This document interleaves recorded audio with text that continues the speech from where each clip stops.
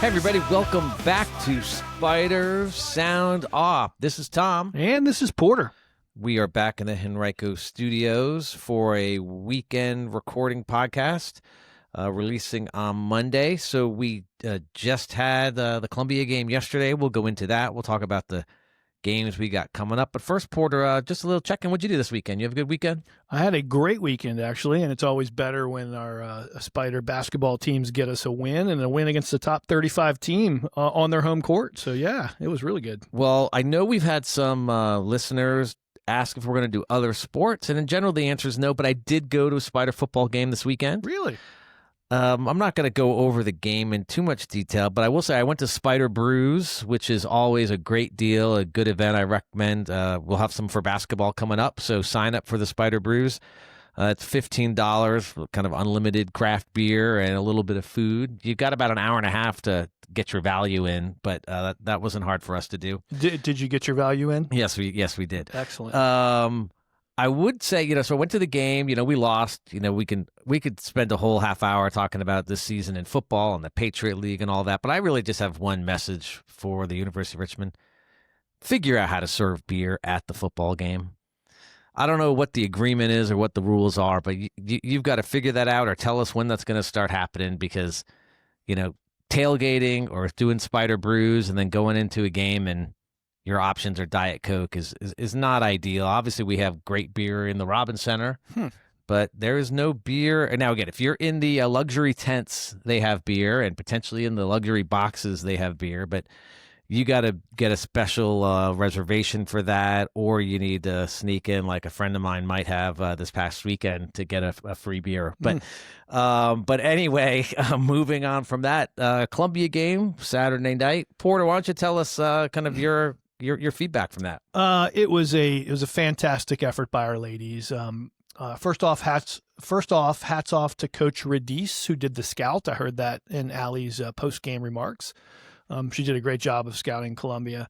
I think if you remember for our predictions, I actually predicted a 1-point loss, and I said, I can't see us beating them without Alicia Newell's defense. And you predicted, I think, a 12-point win, something like that. Yeah, that's right. And you were darn close. We won by 10. But I also am going to take a little bit of solace in the fact that we had Alicia Newell's defense, and it turned out to be everything we thought it was going to be and that we've been saying it would be. So that was awesome. So a couple of thoughts I had kind of after the game is that, you're on the road at Columbia, but when I saw some post-game photos, you saw like Katie Hill was there with the team. Excellent. I think Maggie's family was there. And then it made me remember, and it might have been Katie, when we asked, like, where are some of the great places to play? I think it was either Katie or Addie. One of them said it was New York. Mm-hmm. Some of it's kind of going to the city, but also being closer. And it just made me realize, like, Columbia is an away game, but we might have players who were from the Northeast who kind of look forward to that. So versus like, we're going on the road. It's like, I get to see my family. I get to see my friends. So maybe that kind of home field advantage wasn't as strong. Probably a good turnout for the Spider fans. At one point, the announcer on TV did say there's a lot of Spider fans here, and they did not like that call. So clearly they were making a lot of noise in the arena, which is great.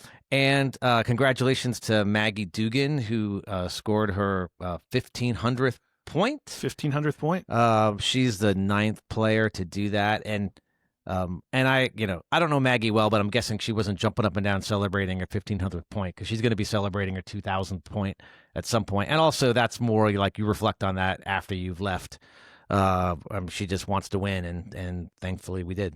Yeah, I mean, for Maggie, it was, I hate to you even say this line out loud and say it was kind of a pedestrian night, like 16 points, 9 rebounds, and 4 assists. I mean, that, she didn't have to be the best player in the country. That's the 2025 Maggie Doogan, not the 2026 Maggie Doogan. That's, you know what it was? It was Maggie Doogan not needing to win the game for us. And that was probably the most encouraging thing that I saw in that game. I mean, a couple things that stood out. Right off the bat, we started a little cold. I mean, I think it was 6 minutes in before we had our first field goal. So both teams were cold too. Both teams were cold to start. They have Riley Weiss. We were worried about how we were going to slow her down. Let's go back to the first time we talked about the ladies. We went to practice, if you remember back. I think it was episode 6 for us. And we came out with the hot take that Alicia Newell was the top 4 player on this team.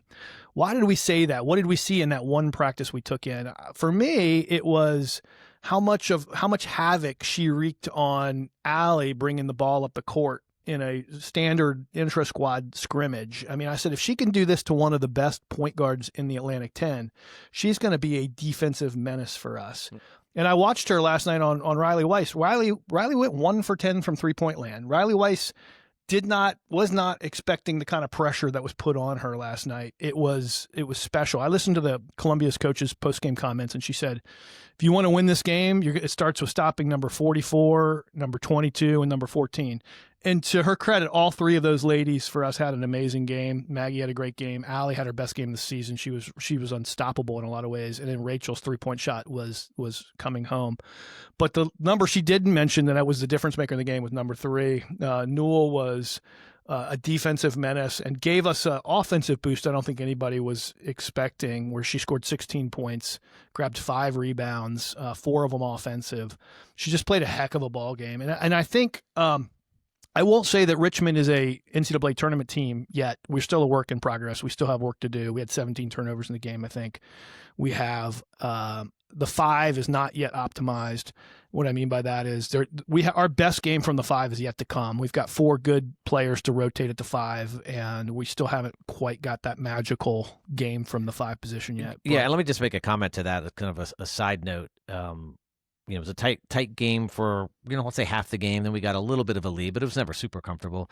But you can see the coach really tightened the bench in yesterday's game. Like, even while, Simon, we haven't had our first double-double yet, and it's coming, but she played a lot of minutes. She did. So there was really kind of 5 players who played most of the game, and then kind of it looked like more of a mid-season rotation of the bench. Columbia has a big front court, and they were physical. I think it's Rafu was one of their biggest, strongest players. She was 10 rebounds in the game. I mean, they were tough inside. What was nice about the game, and giving Alicia credit, like, I think when we were cold, like, I think she had 12 of her points in the first 10 first quarter, right? So she was our offense in that first quarter, and we needed it because we were cold.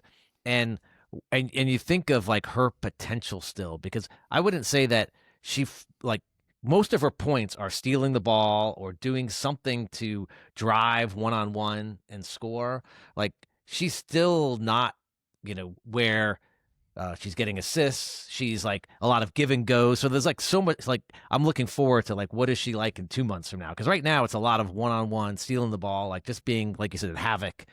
She hit a 3. But I think as she continues to get in the flow of kind of the give and goes that you see kind of Allie and Rachel and Maggie, because they've been playing together for 3 years now, or 2.5 years.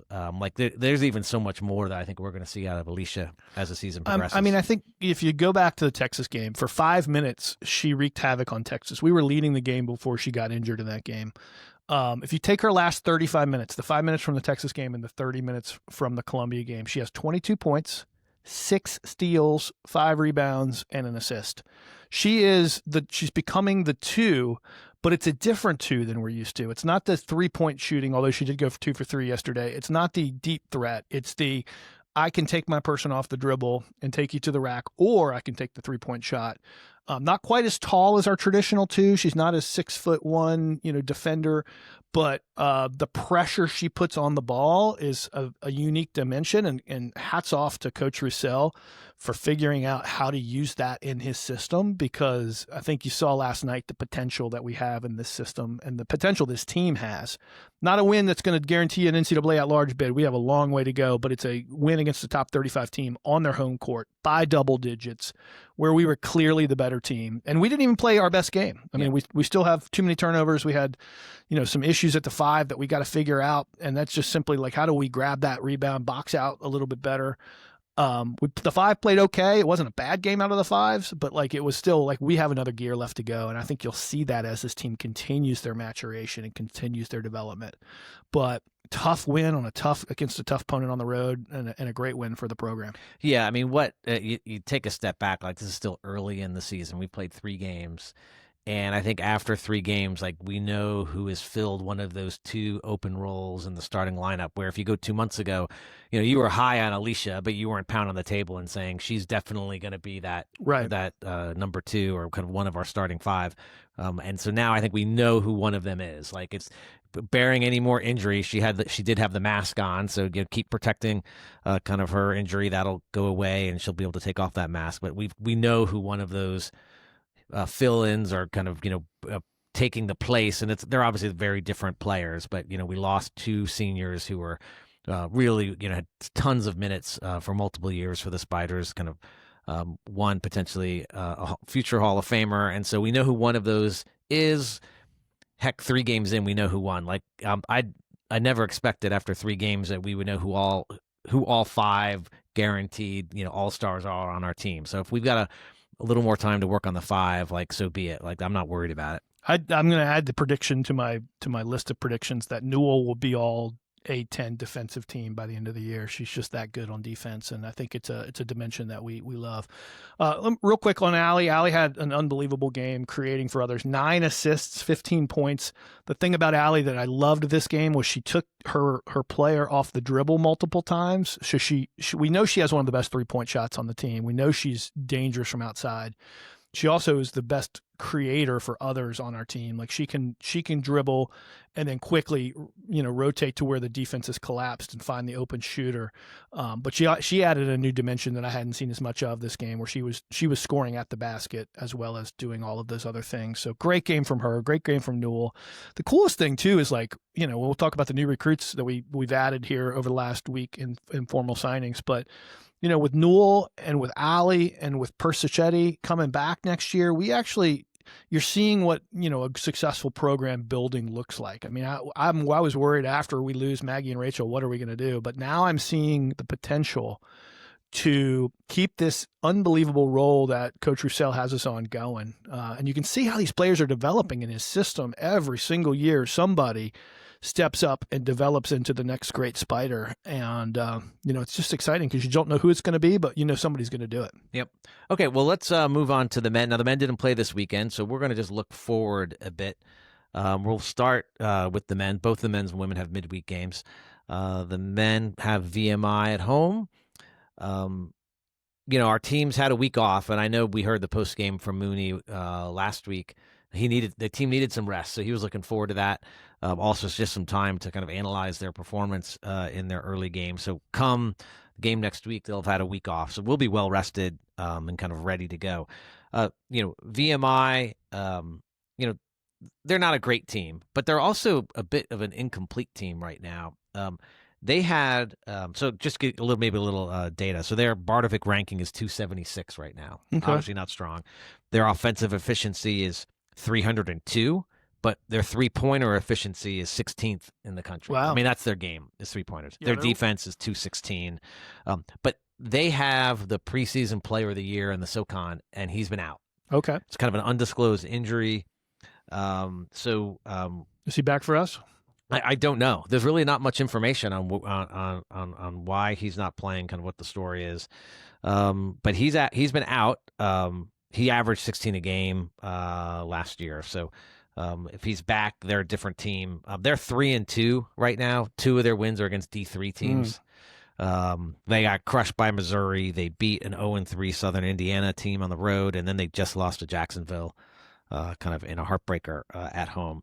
So they're not playing great, but they're missing their best player. One of their players that has kind of taken over that role, TJ Johnson.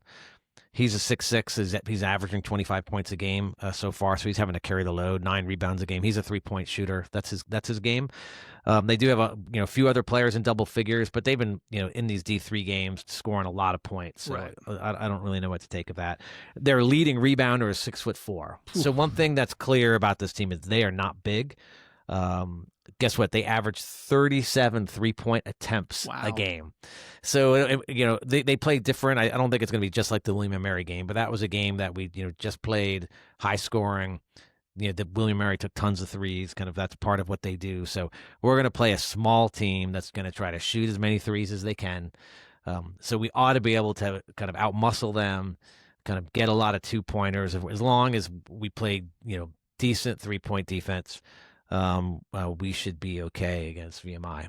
I think inside we will have a huge advantage against VMI. Just looking at who kind of their players are size-wise, there's no way that we shouldn't get 20 points out of our 5 and probably 20 rebounds out of our 5 against a team like this. I mean, and that's a combination of Beagle and Walls. If those guys aren't dominating inside, then we're doing something wrong. Yeah, and I think that's hopefully a good game for Daughtry and Robinson to get right. Like, they weren't great in the William & Mary game. We saw a lot of AP out there. And that's good, but I'd love to see kind of Jaden or Jalen kind of get a little more minutes now and maybe kind of use that muscle to get some easy baskets for us. Any risk of just I know it's a Wednesday game, middle of the week. VMI, they have a very loyal fan base, and there's a lot of VMI grads in the Richmond area. Any chance that it turns into kind of a neutral court game because not enough Spider fans show up and you get 1,000 loud VMI fans in there? Good question. I don't know how passionate they are about this team. I mean, I think just the start that they've had, I don't think this team, they're not predicted to win the SoCon, even though I think basketball is probably VMI's like most popular sport. I'm not expecting kind of a raucous Robin Center, but we'll see. Okay, so the women on Tuesday, they have a tight turnaround. We've got Temple at home. Temple is good. I know the coach was saying in the post game, like when they kind of and somewhat map their schedule to kind of, where they've kind of made a certain accomplishment or been able to say like, hey, we got through these 4 games. Like, they look all the way through the Temple game, kind of the start of the season, as like those 4 games, because there's not a lot of rest in between, a bunch of good games to be played. Like they're not patting themselves on the back too much after Columbia and saying, hey, we can take a break. Right. They know they got a tough game on Tuesday against Temple. Yeah, Temple is it's a very dangerous game. Temple is a good team. I wouldn't say yet they're a great team, but they're a good, possibly very good team. They beat George Mason at home. George Mason was considered a top 50 team before the season. They were very close to being tied with us in the A10 preseason rankings as to who is the number 1 team in the A10. So that got my attention. When you beat George Mason, you get my attention. The second game of the season, they had another good result. They beat George Washington handily. Again, another A10 opponent of ours. They beat, I think it was LaSalle in the most recent game, another A10 team, with one bad loss, which was, and it wasn't a bad loss. It was just they got beaten pretty handily by 28 points, like we did to West Virginia. Now, West Virginia on Friday night beat number 15 Duke, and they're now 3-0, and they've destroyed everybody they've played. So West Virginia, they were 27 going into this week, is probably going to move into the top 25 rankings. Did you see the note about that game, the West Virginia Duke game? I did not. So there was a melee right before half. West Virginia had 6 players ejected. Whoa. So they had only 5 players play the entire second half, and they upset Duke. Holy cow. Yeah, I don't know if that, looking at what West Virginia's done, I'm not sure that's going to be considered an upset by the end of the year. What we're saying, though, is Temple is very good. They've beaten some very good teams. They've beaten them by a large margin. They feature 4 kind of people you have to worry about. Kayla Turner being the person that's got the most name recognition. She was All-American preseason first team. She is a guard. She's 5'6". I can imagine Newell probably D'ing her up in this game. They also have another guard, Taylor, who's 5'5", who's averaging about 6 assists a game. They got 2 bigs that play a lot. One of them's last name is Molina. That's 8 rebounds a game. Molina's had at least 2 double-doubles so far. And then Sanaya Craig, who averages 11.5 rebounds a game and has also had at least 1 double-double. They're 6'3" and 6'1" on their front line. So it's going to take a big game out of Maggie Doogan. On the defensive side, our 5 is going to have to play really aggressive inside to kind of neutralize some of that size that they've got. I like that this game is at home for us. I would be more worried if we were playing at Temple, because they seem to really be rolling teams at Temple.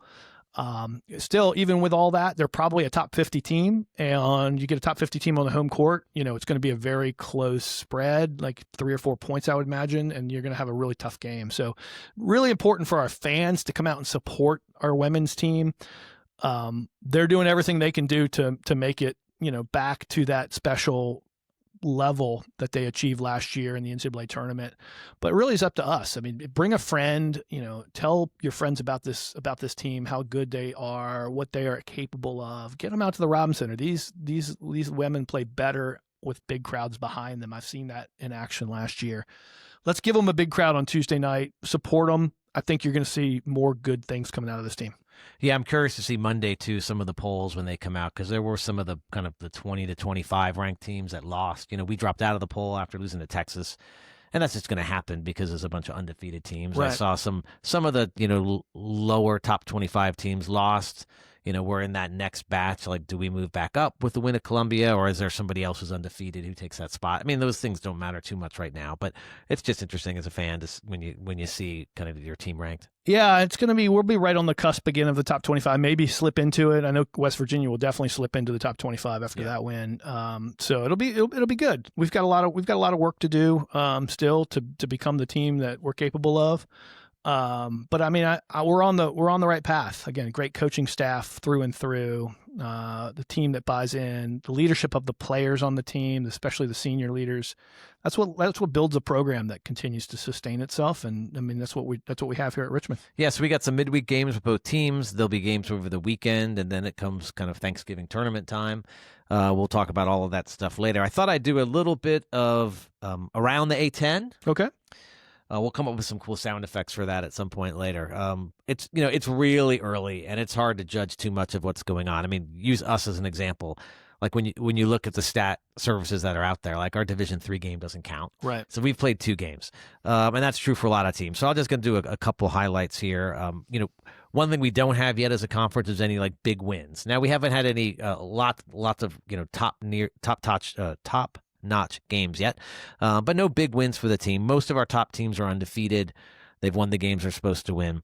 VCU lost to Utah State, so that's one of those games that it's not a bad loss. It was on the road, but it would be a good win for them. Duquesne also lost at Villanova, and that's not a bad loss, but Villanova's not a top 10 team either. Like, that's a game, if you win, it kind of helps the conference. So I think the conference is doing okay. I'll talk about Richmond's stats in a second, but sometimes it's the bottom teams that really hurt your conference. And Loyola, Chicago, yuck. They're right now 293. They're 1-3 with losses to Mercyhurst, North Texas, and Wichita State. Their defense is ranked 350 in the Bardovic ranking. So they've had a really rough start. Hopefully they turn that around, because they should be a good team in the A10. But right now they're not helping the conference. Yeah, for those of you guys who remember us talking about net, I mean, the key is to win your non-conference games, and then if you're going to stink in the conference, so it's to our benefit. But like getting crushed in your non-con and then actually getting good by conference time actually backfires, because it makes it look like the conference is weak, even though your team has improved dramatically. So we really need these guys to be winning in their non-con. Now, interesting, just looking at Richmond, these are 2 games, and we had that William & Mary game that really, I think, kind of hurts our stats. Like, our offense efficiency in our 2 wins is 86. Our defense is 180. So we're ranked 109 in the Bardovic ranking. So it's defense that's taking us down in that ranking. Again, this is 2 games. If you look at where we were really bad, in those 2 games, and on the defensive side, this is like a 300 or worse ranking. It's not causing enough turnovers, allowing way too many free throws, and we've seen that. Lots of fouling, and we know coach is happy, and 3-point percentage defense. And it's funny. It's like through 2 games, one of the places that we're looking great is defensive rebounding. Dang. So it shows you how I don't think by the end of the season we're going to be a top defensive rebounding where team. Credit is due. But it does show kind of how, 2 games in, like, who cares? You know what we did in that first game, which I loved, was we have so much depth. We pressed the whole first half of that first game, and we kind of got away from it, probably, get game planned away from it. Yeah. So I imagine it's coming back at some point in time. But I really love to see the team press, because we have so much depth, especially at the guard. I mean, our guards are so deep. It's just, I love that press. Yep. And just some games coming up this week. VCU is at NC State on Monday. It's a big game. So that's a good game. That's kind of their old coach Wade welcoming Martelli Jr. to NC State. So that's one of those where, again, it's not a bad loss if VCU losses, but it'd be a nice win for the conference. On Wednesday, Dayton's at Marquette. So that's a big game. And Dayton's usually, and I expect going to be one of our top teams this year. Marquette's kind of an NCAA team pretty much every year. And that's Shaka Smart. So think of that. That's Grant against Shaka Smart. So those are ex-VCU coaches there. And then Thursday, kind of a smaller game, but still important. St. Joe's is at UNLV. Okay. UNLV's kind of a pretty good team. It's one of those where you're on the road. Again, it won't be a bad loss for the conference, but those are the kind of wins your conference needs to get to move up and hopefully go from a 1 bid lead to a 2 or 3 bid league. I see Davidson's got Boston College coming up. That's an important game. You got to win these games against the bigs when you get a kind of a chance to play them. It's just helps your overall conference rating to have some cross correlations into these big conferences where you've won games. Okay, let's talk about kind of the official recruits that were announced in the last week. Now, this is, I'm not going to pretend I'm an expert on all the rules, but a lot of these players signed a year ago, kind of, verbally agreed, but when it wasn't official, and where the school kind of announced it until last week. So, some of these names aren't brand new. It's not kind of any shocking things came out, but it's now official. The school is allowed to talk about it, and these are all folks who are coming in next year. So let's start on the men. Okay. One thing, there's always like this math part, and obviously the rules are different now with NIL and all the transfers. But we are losing 5 players for certain. So these are graduate people who will graduate that have no more eligibility left, and that includes 2 centers. So we have one center who is a red shirt in Hominick, but we're losing our 2 bigs next year. We signed 3 players. So there's room, like when you're thinking about transfer. Like in the old days, you'd be like, oh, well, there's room for 2 transfers. In the new world, like you can't guarantee, and we know it's unlikely that every player comes back who can come back. But there is room for transfers for sure. And, when you get to the portal time period, you'll know if any of your players have left to kind of how much more room there is. We signed a little guard. So that seems to be part of the routine, a 5'9", super highly regarded point guard from Kansas. Sam Deuce Simmons. Sam Simmons, yes. So he's really I think the star of the class. He played in the same AAU program as Jacob Gilliard. I think Gilliard actually helped with his recruiting too, if I read that. Could be. So anyway, another small guard. It's interesting, I start doing the, hey, why would we get a small guard? We got Argabright, and Tyne's got another year. But I think in these days, you just you got to recruit the best players you can get. And maybe 10 years ago, you'd be thinking about how do all these fit in my 4-year plan? But now that book should be thrown out. Let's get the best players we can, because you just never know what's going to happen with your players. Yeah, he's a really super highly regarded. Had a lot of really good offers from good programs. So and then we signed 2 forwards, Dane Caldwell and Chad Cook. One's the first is 6'9", the other is 6'8". Mm-hmm. They seem more of a 4 than a 5. And they bring in kind of different qualities. Seems like Dane's more of a 3-point shooter than Chad's more of an inside presence. But I like that we're bringing in some big guys, big, at least in height. We'll see how they develop as they we're going to need college it because players. we're both of our 2 bigs. That's right. Or both of our 5s are gone. Yeah, I mean, so what this tells me is if you're thinking, okay, the portal opens tomorrow, we have to prioritize a big.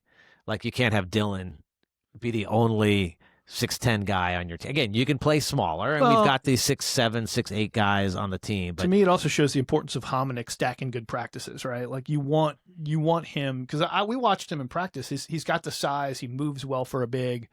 It's the speed of the game, I think, that he needs to come up to speed on. But if he continues to develop in this season of developing, and you can get 20 good minutes out of him as a freshman next year, I mean, you're just in. I know, but I love that thinking, but Mooney's not going to know come the portal that Hominick is. He's got to get it big. He's going to have to get it big. He's going to get it big, and hopefully it works out, and we get kind of obviously we've got bigs that have transferred in before and done really well, so hopefully we see that again. Yeah.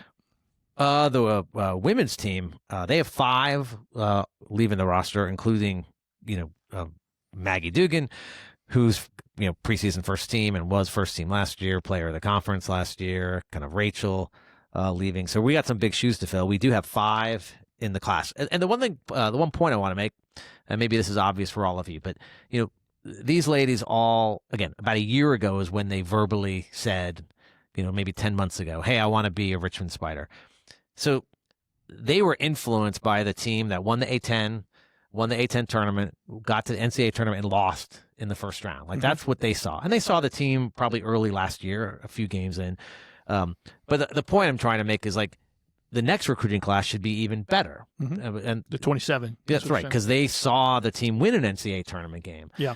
So, I mean, I think we were fans of the men's team first, and we kind of experienced that in the 80s and the early 90s where our big recruiting classes came after we had success in the tournament. So I'm looking forward to seeing, we'll hear in the next probably 60 days of players who are verbally committing to the next class. But in the meantime, we got 5 players coming in, and it seems like the number one player on that list is a star. Erica Gribble. Yeah, I mean, top 100 in ESPN's list, number 80.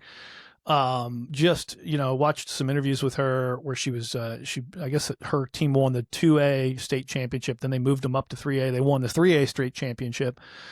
She's a scorer. She is an efficient 3-point shooter.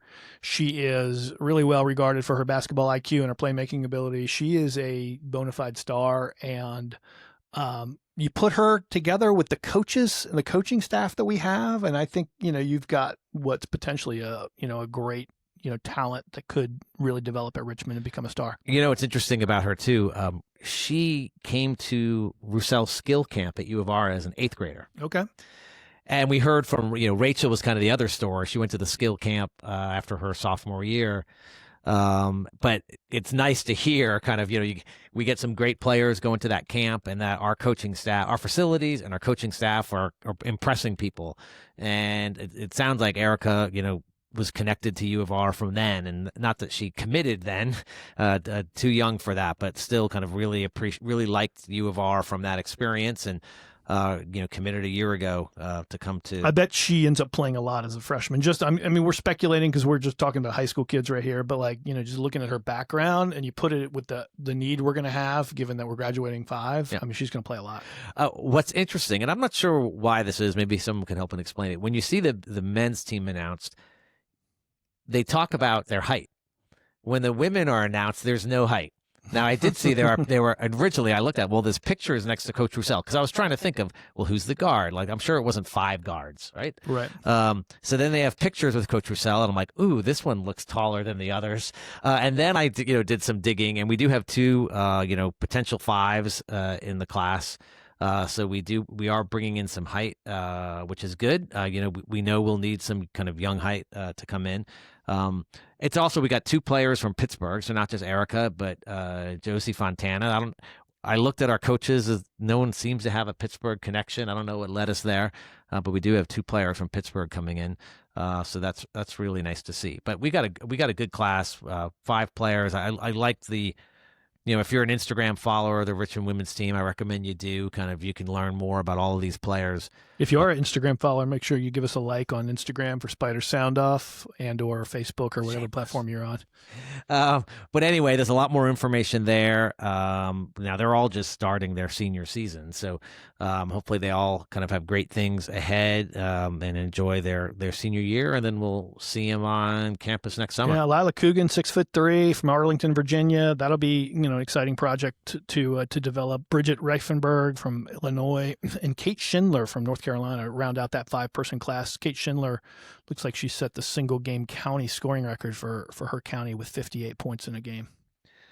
So it's exciting. This is the time of the year where, you can talk about those players. We can obviously talk about them as soon as you hear there's a verbal commit or when offers come out there. But it's nice for the university to kind of get past that hurdle. They know these players who verbally committed are now kind of signed and will be here next fall. If you are a recruit too and you're considering Richmond, you've listened to this podcast, feel confident that you are getting one of the best coaching staffs in America at developing talent. And that's borne out not just by me saying it, but by the numbers every single year. From the time that the season starts to the time that the season ends, these players get better, and then they take a huge leap we're seeing between their freshman and sophomore year. So, and that's been pretty consistent the last 3 or 4 years. That's right. Well, big games coming up middle of the week. We got some questions on kind of how our team performs. Also questions of, do we see beer at the women's game? And Richmond, come through on the beer. And do we see Falcon Smash back after running out a week ago? You don't want to be on this podcast midweek if we don't have Falcon Smash. So maybe not the most important questions, but questions for us here at Spider Sound Off. But anyway, until next time, this is Tom. And this is Porter. And this is the Spider sounding off. See ya.